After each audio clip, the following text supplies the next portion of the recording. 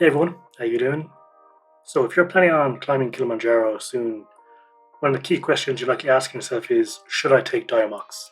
That was definitely one of the questions I had for myself when I was planning my trip. So I climbed Kilimanjaro a few years ago, and I actually didn't take Diamox in the end. I decided against it. So I figured I'd share my reasoning with you all here. So what is Diamox? For those who don't know, Diamox, also as exozolamide, I think that's how it's pronounced, is used to prevent or reduce the symptoms of altitude sickness, or AMS, acute altitude sickness. This can cause dizziness, fatigue, headaches, nausea, shortness of breath, loss of appetite, all that kind of stuff. Generally, the effects can begin when hiking or climbing above 10,000 feet, about 3,000 meters. And obviously, the higher you climb, the more likely you are to experience more severe AMS symptoms. Taking Diamox to prevent these side effects allow you to climb more comfortably, essentially. So, are there side effects to Diamox? Yes, there definitely are. Taking Diamox can have some really funky side effects on your body. And obviously, everyone can react differently, and I'm not a doctor, so don't take it as medical advice.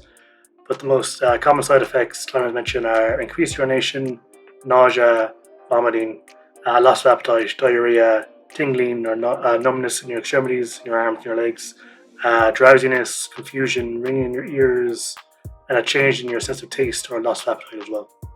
Not everyone will experience all of these, but anecdotally, increased urination is pretty much ubiquitous across anyone who takes Diamox. So why didn't I take Diamox?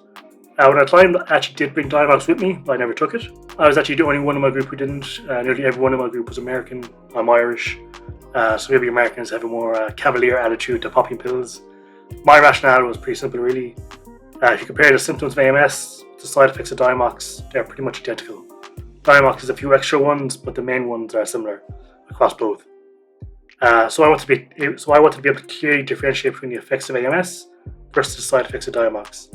If I took Diamox from the start and I began to feel nauseous, for example, I wouldn't be able to tell if this was the side effects of Diamox or the symptoms of AMS.